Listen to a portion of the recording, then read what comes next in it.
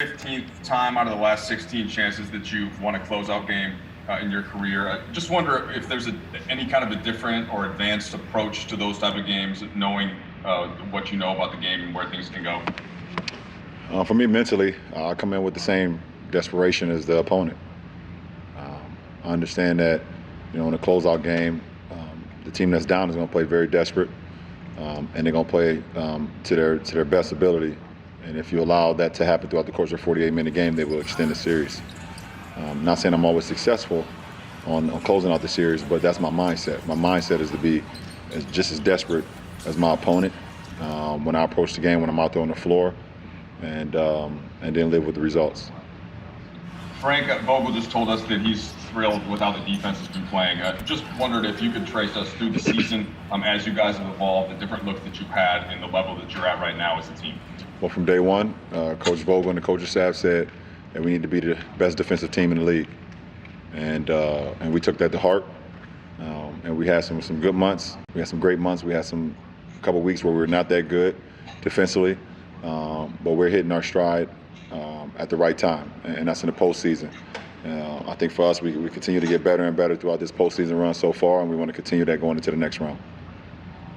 Hey, LeBron, it's Dave. You guys have had several guys on the team as the year has gone on go through their doldrums, but a lot of them, not even having to name names, came up big in this series. What have you guys done as a culture, as teammates, as a coaching staff to keep guys on the course so that they can perform at the biggest stage? Just keeping the main thing. And for us, it's the opportunity to play for a championship. That's what we're all here for. That's what we all signed up for. And everyone has to make sacrifices in order to do that. And that's what's best about our ball club. There's games, there's rounds, there's minutes, there's quarters where your number is called. There's sometimes where your number is not called. But you always have to have your mind into it and keeping the main thing. And we have guys step up at times. And we all feed off one another. So it's very important and very key for our ball club. Hey, LeBron, it's Tanya. You've talked a lot about understanding the importance of this franchise getting back to winning, getting back to competing for championships. You talked a little bit with Cassidy on the walk-off about how this is why you came here. And it's been 10 years since the Lakers have been in the Western Conference Finals. Is it personally valuable for you to think about that aspect of it and the pressure that comes with being the guy expected to lead the team lead the organization back there? Yeah, I know what it comes with. I know what my name and my stature and what I've done in this league comes with whenever I decide to join a franchise. Either if it's starting up my first 7 years with Cleveland, my 4 years in Miami, going back to Cleveland 4 more years, and then coming into this franchise. I know what my name comes with, and it comes with winning. And I take that responsibility to the utmost than anything, because I am a winner, and I've always been a winner from the first time I ever played organized basketball. I was taught the game the right way from my Little League coaches. They taught me how to play the game, play for my teammates. It's never about you, and the true definition of there's no I in team. And I was able to win doing that and just learning the game from 9 years old all the way until I became a professional at 18. So, and I've won at every level. So it's always kind of worked for me. And so I understand what comes with that. I understand, the Laker faithful and what they felt, or maybe we're going through over the, I will say the last decade of not being in the postseason, not competing for championships, and whatever the case may be. And I took that responsibility as well. So I'm happy I'm able to do, a little bit of part of it, and the rest of my ball club and the coaching staff and everybody that's put the sacrifice in trying to get us back, getting this franchise back to compete for a championship, which we've done all year. Hey, LeBron, it's Bill. You guys were, right before the shutdown, probably playing your best basketball of the regular season, and then obviously 4 months off. And there was a lot of talk about what it would take for you guys to get back to that level you were at on March 8th. Do you feel like you have surpassed where you guys were kind of at that peak in the regular season? And what has been the key to, in this totally unique environment, getting there? I don't know if we surpassed it. but I just believe right now we're playing good ball. I mean, it's so hard to think back to where we were. There's been so many seasons wrapped in one. This has been obviously the longest season of my career, and probably the longest season for you guys as well. Obviously, with the shutdown, the pandemic, and everything that's been going on, it's just been a long year. So we're just playing good ball at the right time, and we want to continue that. And being in the bubble, all we have is each other. Obviously, our families got here within the last week or so, but we've been together for almost we were together for 2 straight months, and just having that bunker mentality, seeing each other, practices and meetings and buses to practice and games. It's just been us, So that's given us an opportunity to even grow even closer than we already were. Kyle Goon? Ron, sort of taking back to after game 1,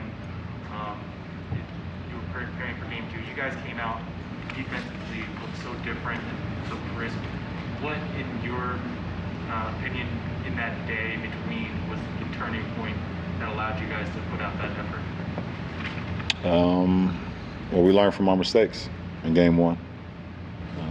Game 1 is a fill-out game, and we learned from our mistakes in that film session that we had that following day after that loss. And then we had another film session on game day in that morning and had a walkthrough and was able to clean up some things. And we were better.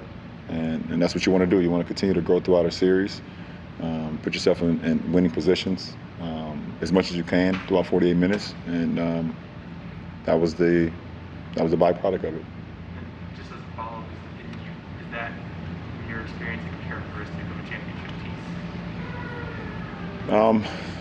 There's a lot that goes to being a championship caliber team, but I think the sacrifice that guys have to make throughout a playoff run, the commitment that you have to make, and this is both on and off the floor, and it's just have to be locked in. Being locked in on the job and the task at hand, and going out and just playing. We've been doing that so far in this postseason. Anybody else on this end? Jeff, did you have one? LeBron, a little follow-up on Bill's question. You say you're peaking defensively at the right time.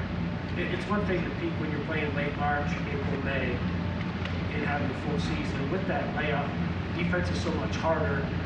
What's allowed you guys to do that? How difficult has it been to catch up defensively? I think the best thing about our ball club is that we're able to take film sessions and visualize us being on the floor. With the every other day schedule here, before you're able to close out a series, you don't have much time to actually be on the floor and actually be, on your feet and things of that nature, because coach want to keep us off our legs as much as possible. So we do a great job of able to breaking down the film with our minds and being able to visualize of what can happen when the game starts. And I think that's just great growth mindset for such a young group that's been together. I don't mean in age, but this is on our 10th game in the postseason as a group. That's definitely been a big part. Okay, and then last 2 questions with Tanisha.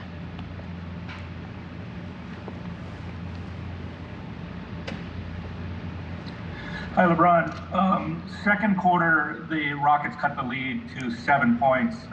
You guys went into that timeout. You come out, hit that corner 3. Third quarter also, they cut it to 7, and you hit that long 3, which kind of got you guys on that run there. And I'm just kind of wondering, at those kind of potentially momentum-shifting moments, what's kind of your mindset, I guess, in terms of just kind of wanting the ball, and also in terms of just getting yourself in the right frame of mind to be able to kind of execute a play at that moment? Well, obviously you can tell throughout the course of a game, throughout the course of a quarter, if momentum is being shifted. And we've seen that from the first quarter to the second quarter. Houston came out, hit a barrage of threes, was able to get into the lane, cut the lead. And if I'm on the floor, I have to try to, seize the opportunity to kind of stop the run, either get into the free throw line, get a layup or a dunk, or get a good look. And that particular 3 in the second quarter, I was actually off the ball, and was able to, get a pass from a teammate, and I was able to hit a live dribble 3. In the third quarter, I actually had the ball and was able to knock one down to kind of stop their run, and we had kind of gathered after that. Smooth hit a couple threes, and then we just kept it going from there. So, when a team is in a good rhythm and a team is making a run, You want to try to make a shot. More importantly, you hope to get to the free throw line and kind of stop the run, slow everybody down. But getting one to go through helps a lot. Last question, Anthony Slater. Yeah, I know a lot of tests are ahead, but is this among the top defensive teams you've been on in your years?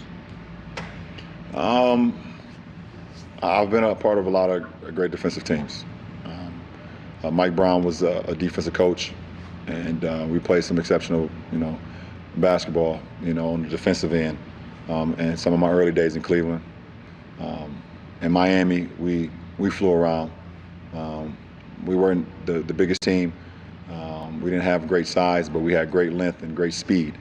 And Spo challenged us to use our speed, covering the interior and then getting out to the exterior as well and keeping guys off the three-point line. So we flew around.